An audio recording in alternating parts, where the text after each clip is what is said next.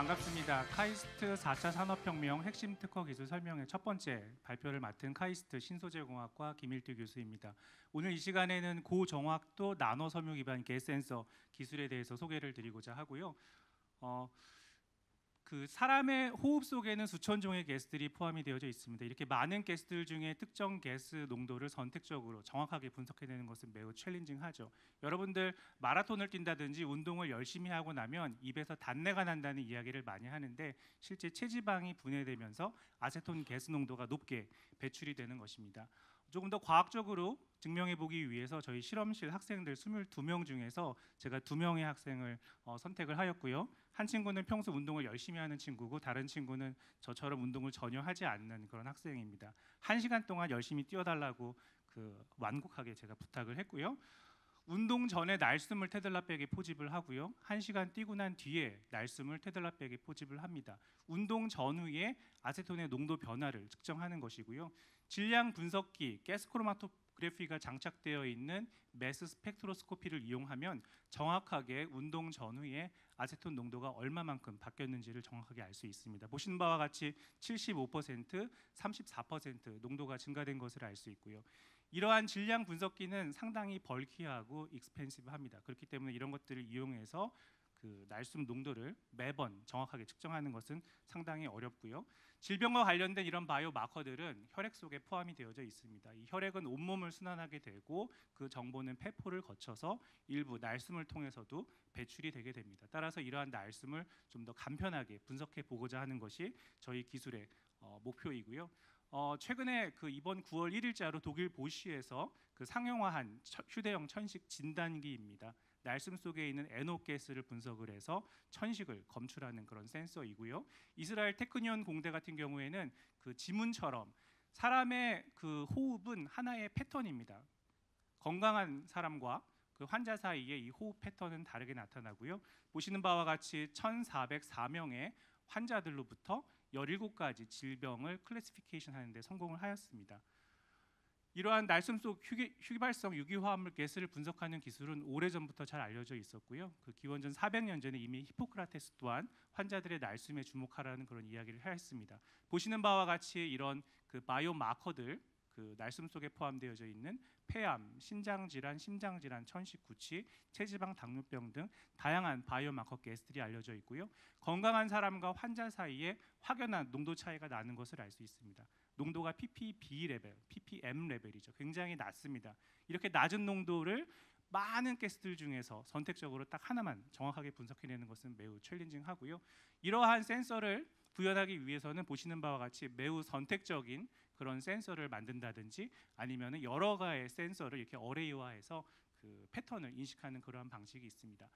저희들이 보유하고 있는 기술은 나노 섬유 기술입니다. 전기 방사 기술을 이용을 하고요. 점도가 높은 고분자를 일렉트릭 필드 하에서 노즐 하에서 토출을 시키게 되면 보시는 바와 같이 아주 작은 가는 사이즈의 이런 나노 섬유를 만들 수가 있습니다. 머리카락의 직경이 70 마이크로미터 정도 되는데 이러한 나노 섬유는 직경이 한 300 나노미터 정도 됩니다. 비표 면적이 굉장히 넓죠. 그리고 기공이 매우 잘 발달되어져 있는 그런 구조라는 것을 알 수 있습니다. 용액 기반의 방사 공정이기 때문에 솔벤트에 녹기만 하면 어떠한 고분자든지 스피닝이 가능합니다. 이런 다양한 블렌딩 형태의 나노 파이버 멤브레인을 만들 수가 있고요. 이러한 멤브레인들은 에어 필터나 워터 필터 또는 안티바이러스 필터 또는 이런 화장품용 마스크팩으로도 현재 상용화돼서 제품이 판매가 되고 있고요. 고분자 나노 섬유의 가장 큰 장점은 저희들이 이 안에다가 무언가를 채워 넣을 수 있다는 것입니다. 보시는 바와 같이 온도에 반응하는 이런 염료를 잘게 이렇게 갈아서 나노 섬유 내부에 내장을 시키게 되면 40도씨가 되면은 보시는 바와 같이 색깔이 파란색에서 하얀색으로 바뀌고 상온이 되면 다시 원래 색깔로 되돌아오는 이런 것들을 알 수 있습니다. 이러한 비슷한 원리를 바탕으로 저희들이 특정 가스와 반응했을 때 색깔이 바뀌는 그런 염료를 나노 섬유에 기능화를 시킬 수가 있습니다. 다양한 염료들을 기능화를 시킬 수가 있고요. 이렇게 만들어진 색변화 센서들을 어레이화하게 된다면 입에서 나오는 가스를 어떤 패턴 형태로 분석해내는 것이 가능하겠죠. 현재 상용화된 황화수소 가스인데요. 보시는 바와 같이 보통 일반 종이 위에 염료들이 코팅이 되어져 있습니다. 종이의 이런 파이버들의 직경은 거의 한 수십 마이크로미터 정도 됩니다. 상당히 두꺼운 그런 멤브레인 형태이고요. 최저 검출 농도가 한 5ppm 정도 수준입니다. 구취 기준이 한 1ppm 정도 되기 때문에 보다 높은 레졸루션의 그런 섬유를 만들어내는 것이 중요하고요. 보시는 바와 같이 전기 방사로 만들어진 섬유는 염료들이 아주 균일하게 코팅이 되어져 있는 것을 아실 수가 있습니다. 실제 저희들이 H2S 가스 건으로 실제 이 글씨를 쓰고 있는 것이고요. 보시는 바와 같이 카이스트, IDK는 제 이니셜이고요. 1두킴, 그리고 H2S 가스, 굉장히 고속 반응이 이루어지는 것을 알 수 있습니다. 이런 가스 건으로도 이러한 글씨를 쓸 수 있을 정도로 신속한 반응이 이루어진다는 것을 알 수가 있고요. 보시는 바와 같이 10 마이크로미터 스케일 안에 굉장히 많은 수의 섬유들이 들어가 있습니다. 가스 반응이 많이 일어나는 그런 구조라는 것을 알 수 있고요. 100 ppb 정도의 레졸루션을 갖는 그런 나노 섬유를 합성할 수 있습니다. 저희가 황화수소 가스 지시용 색변화 센서, NO2 색변화 센서 개발, 그리고 최근에는 그 몰핀과 코카인과 같은 이런 마약을 검출할 수 있는 그런 센서들로 그 연구 영역을 확장해 나가고 있고요. 비단 이런 염료뿐만 아니라 세라믹 입자 같은 것들을 같이 혼재시켜 줌으로써 염료의 코팅 균일도를 저희들이 높일 수도 있습니다. 또한 이런 얀 기반의 색변화 센서를 제조를 할 수도 있고요.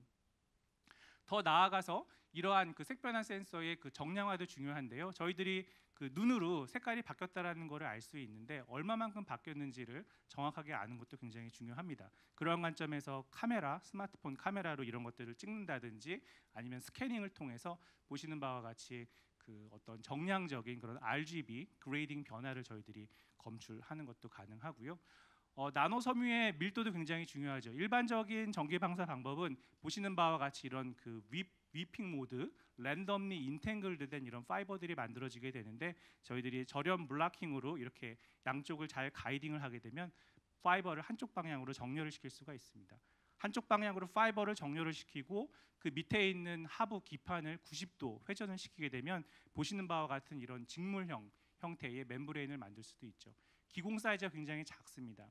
굉장히 고밀도 구조이기 때문에 이런 섬유 간의 간격 조절을 통해서 타겟 가스의 유입 특성을 극대화시킬 수 있는 그러한 장점이 있고 전 세계에 딱 한 대 있습니다. 저희 실험실에 보유된 그런 설비이고요. 이런 것들을 바탕으로 고밀도 나노 섬유 색변화 센서 기술을 개발하는 데 계속 확장해 나가고 있습니다.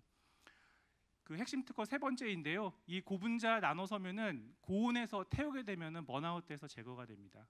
아주 좋은 거푸집 역할을 할 수 있죠. 그렇기 때문에 이 나노 파이버 안에 저희들이 이러한 무기 염들, 금속 염들을 같이 넣어서 복합 방사를 하고 500도씨에서 번아웃 시키게 되면 고분자는 타서 제거가 되고요.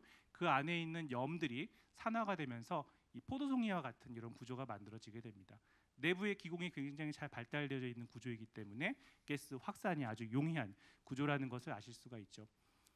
염의 종류를 달리하면 굉장히 다양한 금속 산화물 나노 섬유를 합성할 수 있습니다. 징크 옥사이드부터 티낙사이드, 이렇게 만들어진 섬유를 분쇄를 하게 되면 보시는 바와 같이 이런 짧은 단섬유 잉크를 만들 수가 있습니다. 이렇게 만들어진 잉크가 가스 센서 소재로 사용이 되는 것이고요. 염의 종류를 달리하면 굉장히 다양한 그런 머티리얼 익스플로링이 가능하다는 걸 알 수 있습니다. 3성분계, 4성분계, 캐럴리스트의 기능화도 상당히 용이하다는 걸 아실 수가 있고요. 섬유의 형상 제어도 가능해서 이러한 속이 비어 있는 구조, 튜브 형상 또는 구멍이 뚫려 있는 이런 구조를 만들어 줌으로써 가스의 확산이 매우 용이한 반응성이 높은 그런 나노 섬유를 만들어낼 수 있습니다.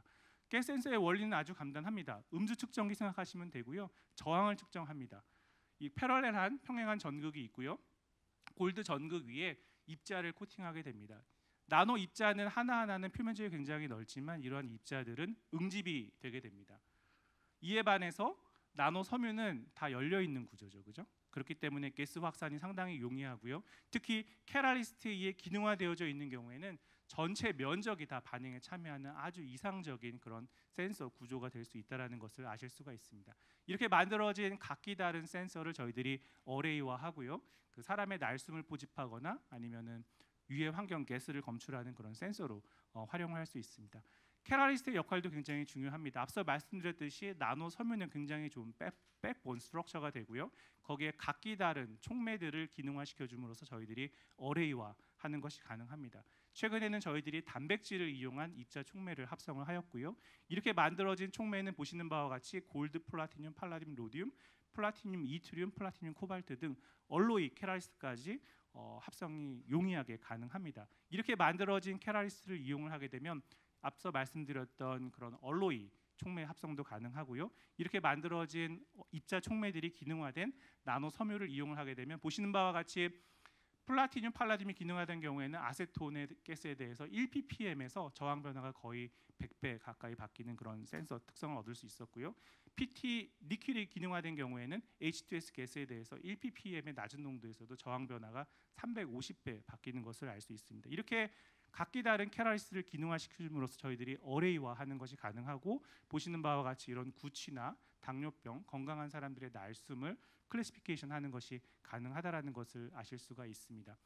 실질적으로 저희들이 학생들과 그리고 실제 당뇨 환자들의 날숨을 포집을 해서 저희들이 보유하고 있는 센서를 이용을 해서 보시는 바와 같이 주성분 분석을 통해서 건강인과 당뇨 환자들을 이렇게 클래시피케이션 하는데 성공을 하였고요. 관련된 연구 내용은 그 EBS 과학 다큐멘터리 비욘드에 지난 7월 13일자에 상세하게 연구 내용이 소개가 되기도 하였습니다. 모바일 기기와의 연동도 굉장히 중요하죠. 이렇게 만들어진 센서를 소형화하고 그리고 또 기능화를 해서 이러한 그 모바일 디바이스와 연동을 시킬 수가 있고요. 이러한 모바일 기기와의 인테그레이션을 위해서는 소형 센서를 만드는 것이 중요합니다. 그래서 보시는 바와 같이 이러한 MEMS 플랫폼 기술을 사용을 하고요. 4인치 기준으로 약 한 2,800개의 센서를 만들 수 있습니다. 한 6인치, 8인치가 되면 한 번의 공정으로 한 10,000개 정도의 센서를 만들어낼 수 있다는 것을 아실 수가 있고요. 이렇게 작은 MEMS 기판 위에 앞서 설명드렸던 그런 나노 섬유를 잉크화해서 코팅을 하고요. 저희들이 센서 테스트를 진행을 하고 있습니다. 보시는 바와 같이 이런 스마트폰에 직접 저희 4개의 MEMS 센서를 그 모듈 형태로 만들어서 이렇게 연동을 시켰고요. 스마트폰으로 직접 이 센싱 시그널을 얻은 그런 결과입니다. 보시는 바와 같이 주성분 분석을 통해서 각기 다른 그런 가스를 클래시피케이션 하는데도 성공을 하였고요. 이러한 호기 분석 기술은 보시는 바와 같이 이런 그 랩탑 형태의 이런 북박이 형태도 가능하고 그리고 스마트폰의 모듈 형태로 연동을 시킬 수도 있고요. 이런 플렉시블 PCB 기판상에 이런 그 인테그레이션된 이런 형태로도 확장이 가능합니다. 실제 저희들이 이제 스마트 와치라고 센서 와치라고 해서 시중에 상용화된 그 오존 센서나 녹스 CO 센서를 달고 저희 센서를 여기에 달아서 같이 이렇게 그 데몬스트레이션을 해보기도 하였습니다. 마지막 슬라이드이고요. 그 나노 섬유는 앞서 말씀드렸듯이 비표면적이 굉장히 넓은 그런 이상적인 그 가스 센서 플랫폼 구조를 가지고 있습니다. 그래서 저희들이 보유하고 있는 이런 색변화 센서 기술과 그리고 그 세라믹, 그 메탈 옥사이드 기반의 나노 섬유를 이용한 이런 그 소형 그 반도체식 가스 센서 기술을 두 가지를 결합을 시켜서 저희들 입에서 나오는 그런 가스나 유해 환경 가스들을 좀 더 효과적으로 그리고 최고 수준의 그런 그 검출 능력으로 만들어내는데 계속 노력을 할 계획이고요. 앞으로 많은 R&D 개발이 필요합니다. 그 관심 있는 기업분들의 많은 협조와 관심 부탁드리겠습니다. 예, 경청해 주셔서 감사합니다. 예, 감사합니다. 시간 관계로 짧은 하나의 질문만 받겠습니다. 하나 혹시 질문 있으시면 예. 가 어느 정도 되는지 모르겠네요. 그 한번 센서가 되면은 네. 그걸 다시 클리닝 프로세스를 거쳐야 되는지. 네. 그 좋은 질문해 주셨고요. 색변화 센서 같은 경우에는 디스포저블입니다. 한 번 쓰고 버리는 그런 저가형 센서이고요.